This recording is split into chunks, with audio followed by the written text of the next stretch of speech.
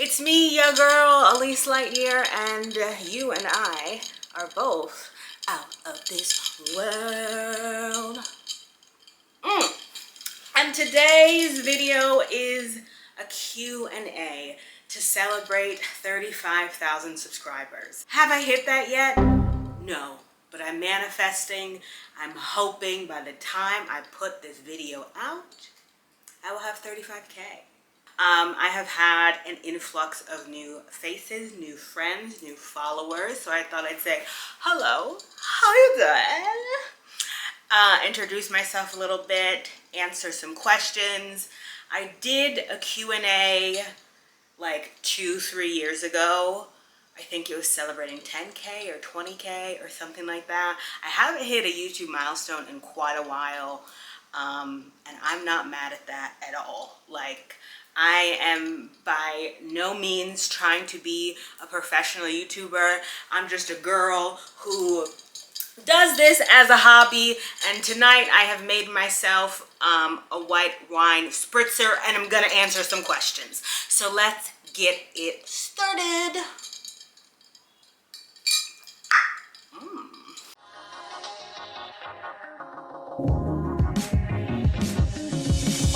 All right, coming out the gate, first question. How easy/difficult was it to adjust to life, food, culture, and people in China? It was fucking difficult.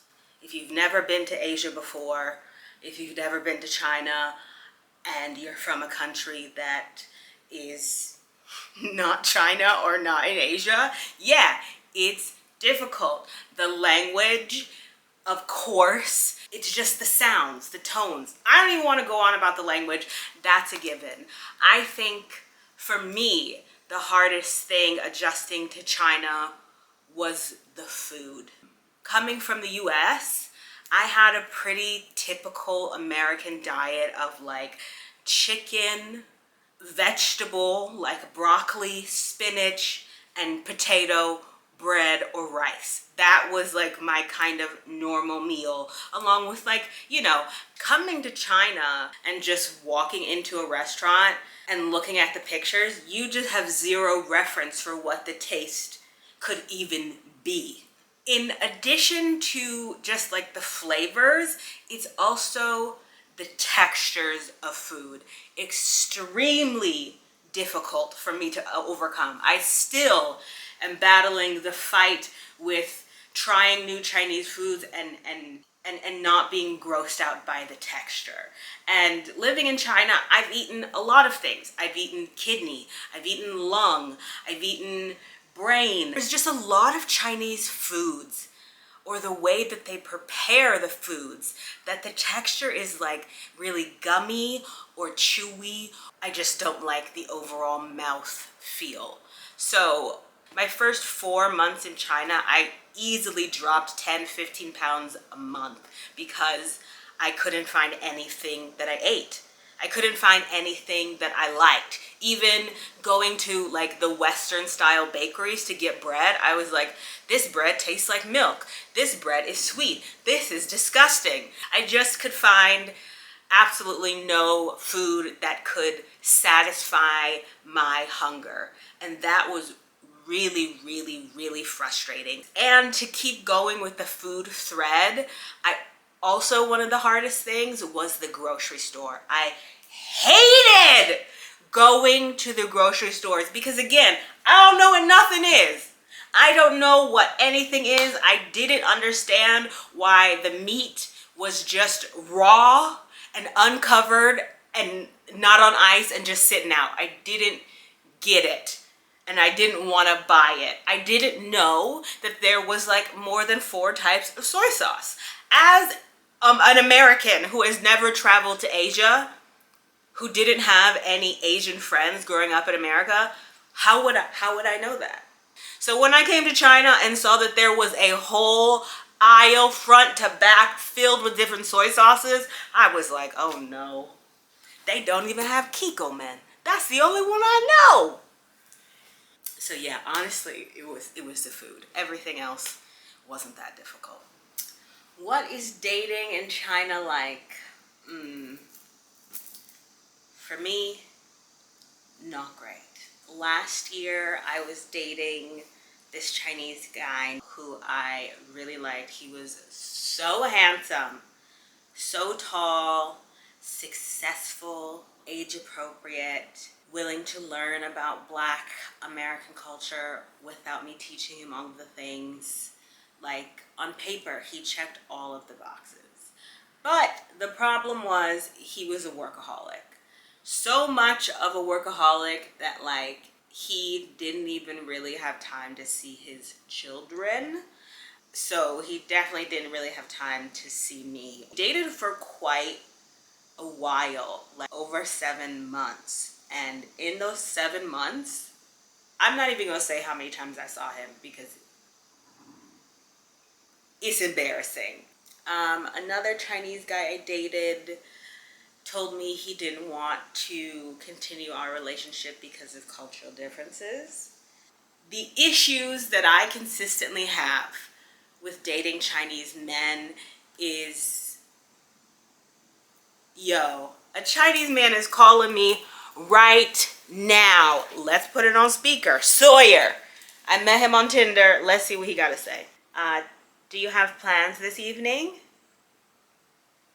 This evening, just I want to have a rest at home. Wow, so I have to wait a whole week to see you. Maybe Tuesday or Wednesday. Okay. Okay, you let me know. Okay. Okay. Drive safely, Sawyer.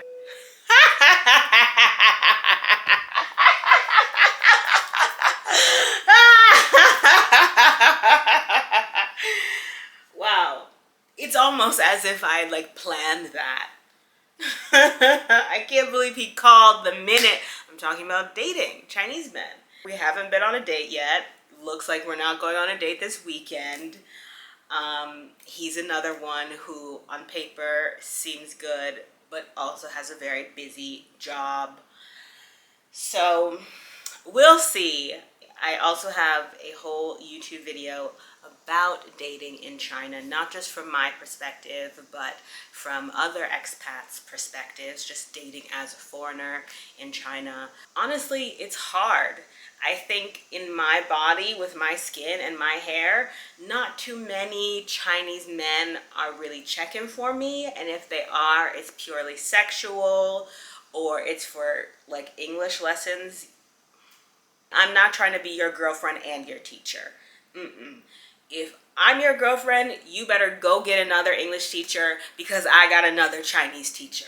That's just not what I'm interested in. Not in this stage in my dating life. Some people like that. I do not. But anyway, go check out the video I did about dating where I dive even more in depth. Next one. Do you think you will retire in China? No. Nope.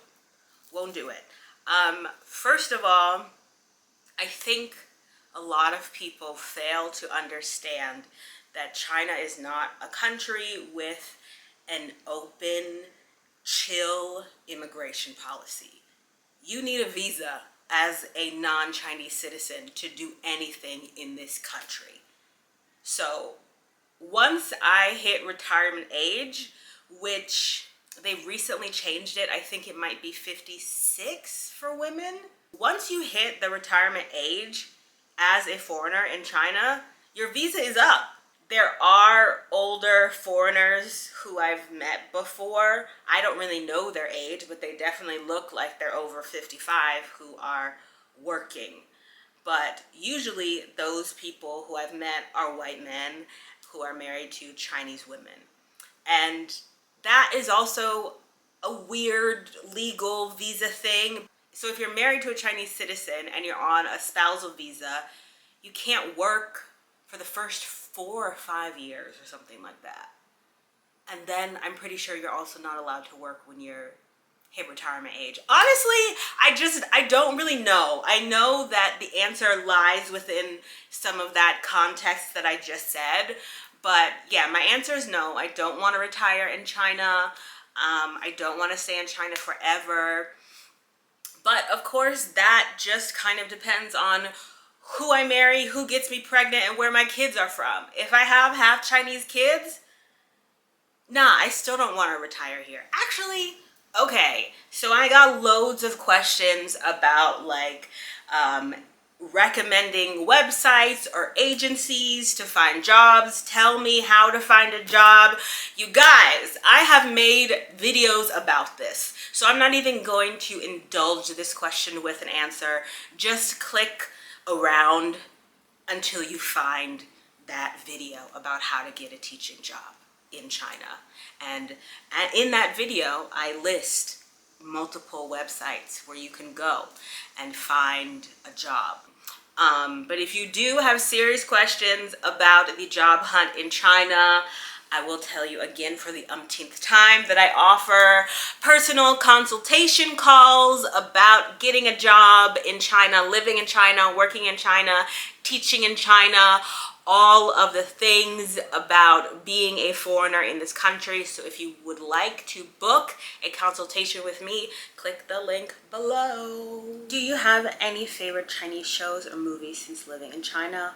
Also, do you attend any influencer events in China? On my TV, all of these Chinese streaming services already came installed. If I'm not watching an English-based show, then sometimes I'll like go through some of the Chinese channels and watch, but they don't have English subtitles, so I understand less than 30%. I don't like romance. I don't really like history or period pieces. I do like a documentary, and I do like shows about food, and I do like competition shows. So all that being said, the only Chinese show that I watch on a regular basis is The Rap of China. I've seen the past 4 seasons. I'm thoroughly invested in all of the drama. The outfits that the rappers wear are hilarious. Sometimes they also rap part of their verses in English. Welcome to the party show. It's VT Diego. 2025 summer. They try to copy all my lifestyle，他们思维不太清楚。外来副手谁叫 Be humble， 别克制备态度，你的工作只有几个 bro 能就是会快。被期待，所以你选择必败。但现在我们，不管你来自 West Side 还是来自 East Side，都得给我。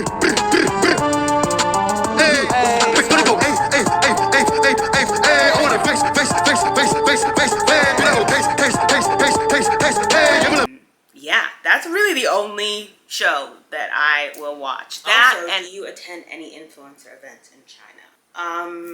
Yes, I do, and I have. You know, I don't really view myself as an influencer. This is more of a hobby that sometimes makes me some extra income. And I know that if I took it more seriously, it could be a full-time job, but I don't really want it to be my full-time job. So that being said, I don't really like to go to a lot of influencer type events. I've been to a few in China that I've been paid for and made content about. I have also been on a few government propaganda influencer trips, 2 to be exact. The content that I filmed, I will probably make a video explaining how horrible and shitty and weird and stupid the whole experience was. That's why I stopped going on them. I was like, I don't even care if I'm getting a free trip and getting paid. This is not me. I'm not interested in this whatsoever. And this is fake. So yeah, that's not really my thing. You know, I tell it like it is. I try to be authentic, and the things that they wanted me to do and say did not align well with who I am and what I stand for. So I never posted any of the content. And after that, I also never got hired again to do those. They were like, yeah, this girl's unreliable. And I'm like, yep, keep me on the blacklist. I don't want nothing to do with that.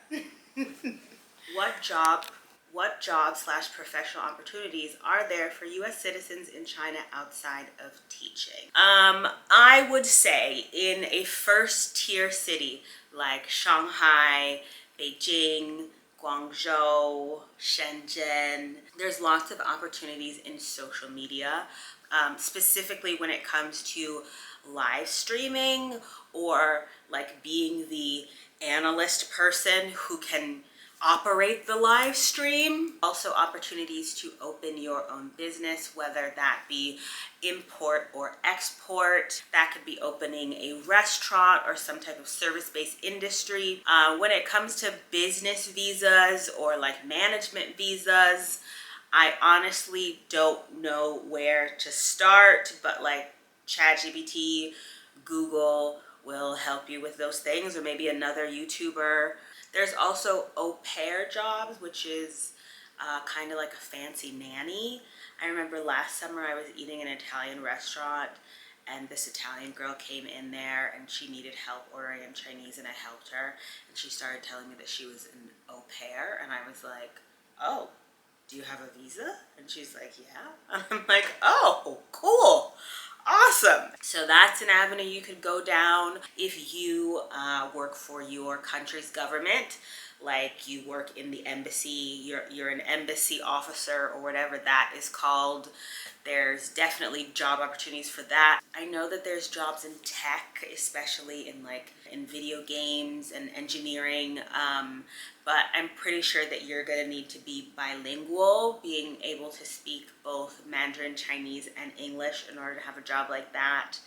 There is the government-owned broadcast network CCTV, and I actually know quite a lot of foreigners who work at that company. But if you don't want to be a teacher, I encourage you to do your research. Obviously, don't ask me because I don't know that much about it. I just know the basics.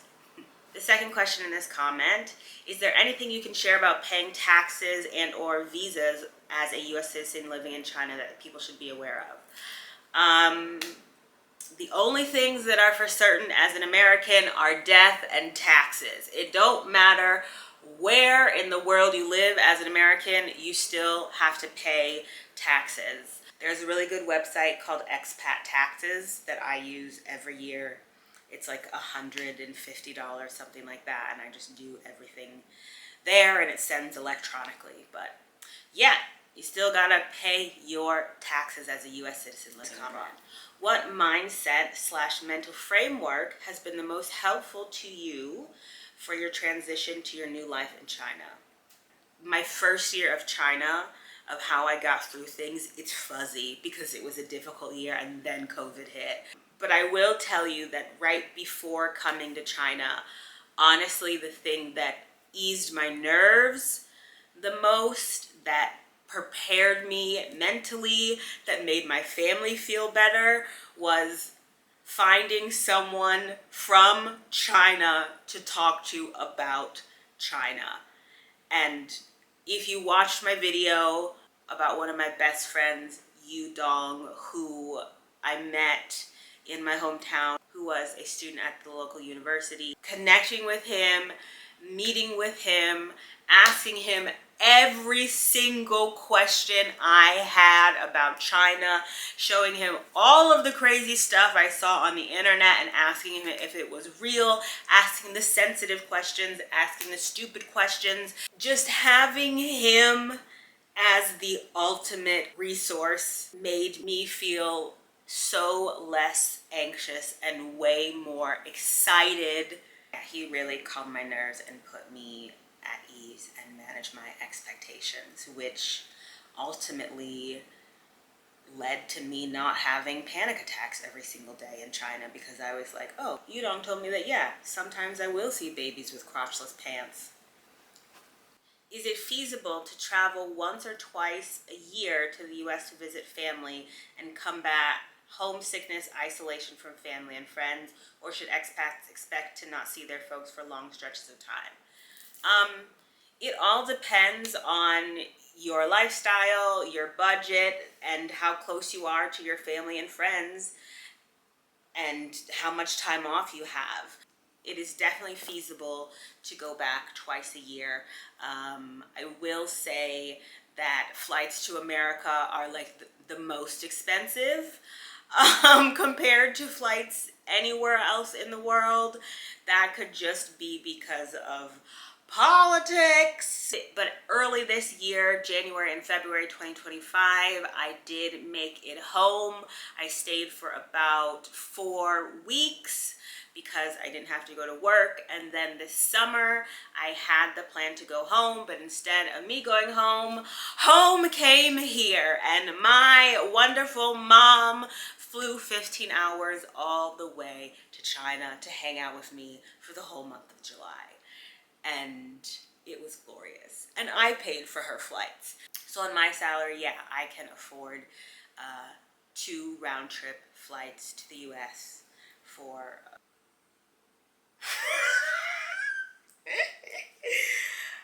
Are you Black and Chinese? You have both features. Very beautiful woman with a nice personality. First of all, thank you. Love you. I am not Black and Chinese. I am Black mixed with Black. An interesting thing to say that I favor both. No one has ever told me that I look half Chinese or even partially Asian. Steps. You guys have so many questions, and this is so much fun answering them all. But there are more and more and more. So that means this here video is gonna end right here, right now, and look out for part 2 coming to your computer screens in about a week. See ya later. Bye. Aleese Lightyear over and